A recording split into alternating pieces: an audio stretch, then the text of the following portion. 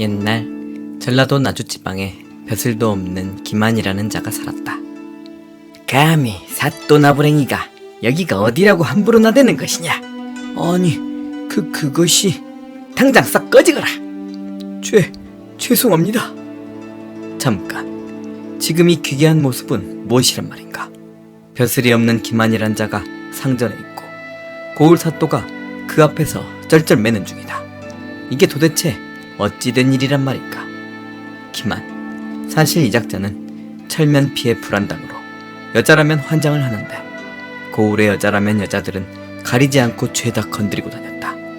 그 때문에 그에게 못된 짓을 당한 몇몇 여자들이 억울함을 견디지 못하고 목숨을 끊는 등 여기저기 고을 백성들의 원성이 높아져만 갔다. 하루가 멀다 하고 피해자의 남편들이 고을 사또에게 하소연을 하는데, 사또, 제발 저 기만이란 자 좀 어떻게 좀 해주십시오. 고을 여자들의 피해가 이만저만이 아닙니다. 제 부인도 그 자에게 진정 이대로 아무것도 하지 않으실 겁니까? 냥냥. 네, 알겠네. 정말 찾아가시게요. 어쩔 수 없지 않느냐. 이리 고을 백성들이 수모를 당하는데 더 이상 지켜보고 있기 힘들구나. 나으리, 고을 사또가 찾아왔습니다. 뭐? 사또나부랭이가? 바빠 죽겠는데 들라해라. 그새 또 새 여자를 잡아왔구나. 짐승보다 못한 놈. 기만 그의 옆엔 잡혀온 듯한 여자가 흐느끼고 있었다. 나으리, 부탁드릴 것이 있는데, 나리께서 고을 여자들을 죄다 건들고 다녀 제가 너무 곤란하게 되었습니다. 그래서 어쩌라고? 난 계속 건들고 다닐 건데. 냥냥. 그러자 이 사또가 한다는 소리가, 허면 하다못해 남편이 있는 유부녀만은 건들지 말아주십시오. 냥냥. 뭐시? 푸하하하하. 겨우 한다는 소리가 유부녀만은 건들지 말라고. 하하하하. 건방진 놈, 감히 사또나부랭이가 여기가 어디라고 함부로 나대는 것이냐? 아니, 그것이... 당장 싹 꺼지거라! 죄송합니다. 결국 덜덜 떨며 별 소득 없이 그 자리를 벗어나는 사또. 그 후 얼마 지나지 않아 그 사또는 옷을 벗고 관직에서 물러나게 되었다. 아하, 이러니 부임해온 고을 사또마다 기만에게 꼼짝 못하는 것이로구나. 그런데 도대체 무슨 권력으로 벼슬도 없는 기만이 임기가 아직도 많이 남은 사또를 이리 단번에 실직시킬 수 있단 말인가? 그는 사실 폭군 중의 폭군인 연산군.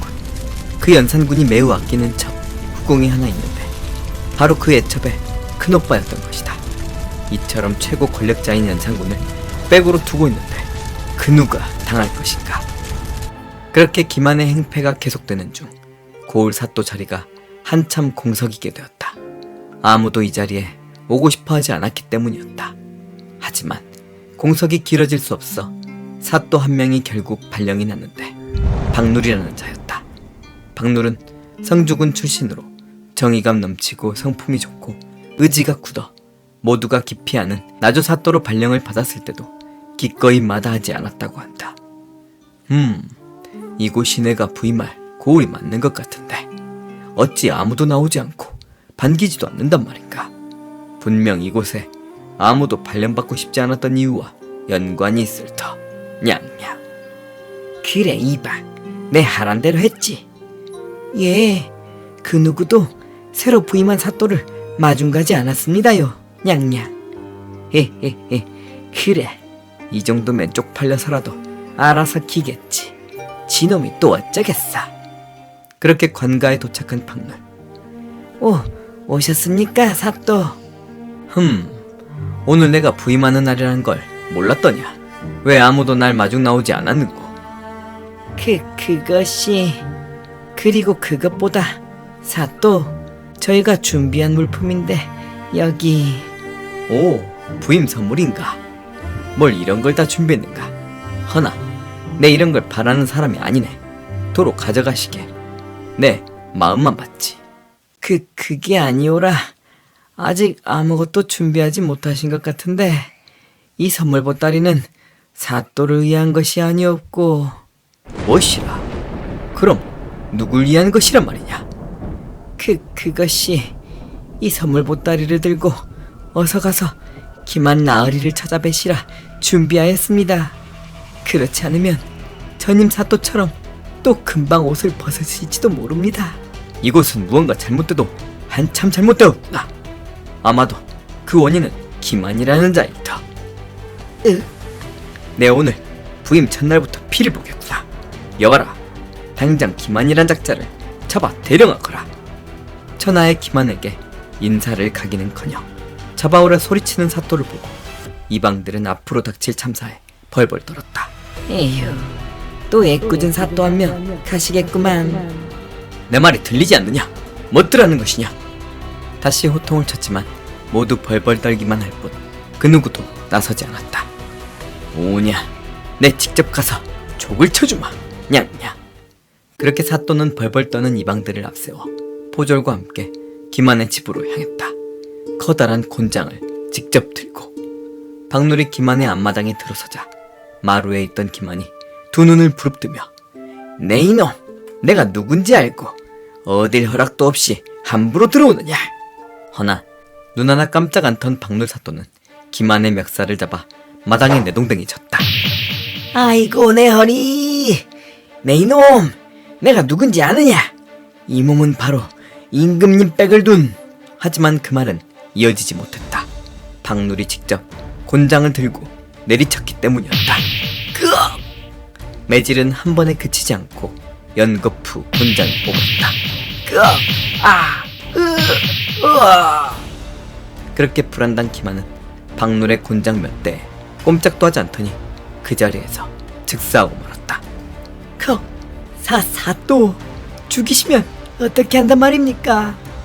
저분 뒤를 임금님이 봐주신단 말입니다. 큰일 났네, 큰일 났어. 하지만 기만이 죽었다는 소문은 삽시간에 고울로 퍼졌고 백성들은 밤새도록 마시며 축배를 들었다. 드디어 그 천하에 죽일 놈이 이 세상에 없구나. 감사합니다, 사또. 한편 그날 밤 양심이 남아있던 이방 하나가 사또를 찾았다. 사또, 이대로 계시면 큰 변을 당할 것입니다. 어서 옷을 갈아입으시고 행적을 감추시지요. 여기 작게나마 노잣돈을 마련했습니다. 하지만 박누른 단호했다. 되었네, 필요 없소. 내 직접 임금님을 만나 이 사실을 고한 뒤 사약을 받아 마실 것이요. 아이고, 이리 정의로운 일을 하셨음에도 목숨을 잃으셔야 한다니 소위는 너무 안타까울 뿐입니다. 다음날 박누는 직접 사약을 받아 마시기 위해 한양으로 길을 나섰다. 그런데 이 당당하고 정의로웠던 행동이 의외의 큰 결과로 이어지는데, 뭐라, 너의 큰오빠가 한나 사또 나부랭이의 곤장질에 절명했단 말이냐? 당장 그놈에게 사약을 내리거라. 냥냥. 그렇게 연산군은 펄쩍 뛰며 사원부 관리를 직접 파견했다. 어명이요, 박누른 당장 나와 사약을 받으라. 저 나으리 사또는 직접 임금님을 뵙겠다며 한양으로 향하신 지 오래입니다.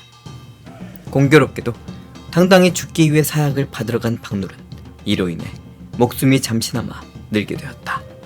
한편 한양에 도착한 박누른 간발의 차이로 남대문이 닫히는 바람에 성박 주막에 머무르게 되었다.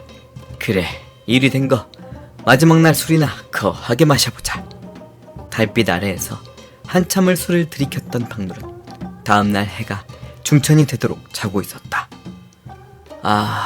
어제 술을 너무 많이 마셨구나. 술 기운의 사약을 받으면 또 어떤 기분일까? 그렇게 거하게 취한 채로 임금 앞에 서게 된 박눌. 그래, 네 말대로라면 아녀자들을 건드리고 다닌 그 기만이라는 불안당을 쳐 죽인 것인데 맞느냐?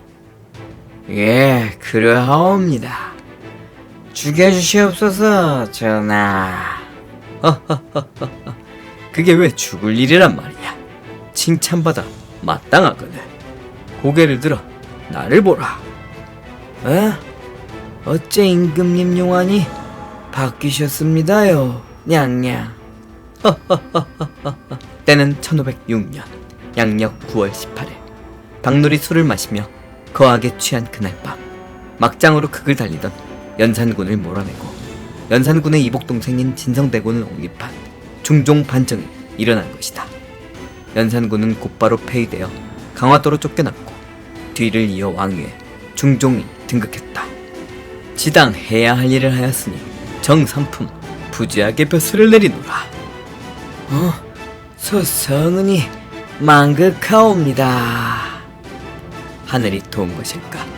정의로웠던 박놀은 자신의 당당한 행동 덕에 첫 번째 사약을 피했고 마지막 날 남대문이 닫혀 말술을 마신 덕에 화를 피했던 것이다. 죽음도 피해간 정의로운 관리 박놀의 이야기였습니다. 박놀님, 이렇게 뵙게 되어 영광인데 제 구독자분께도 한 말씀 부탁드립니다. 아직 술이 덜 깼는데 전설의 고냥 구독자님, 분명 갈등이 될 때도 있겠지만 정의로운 행동은 꼭 보상받을 것입니다.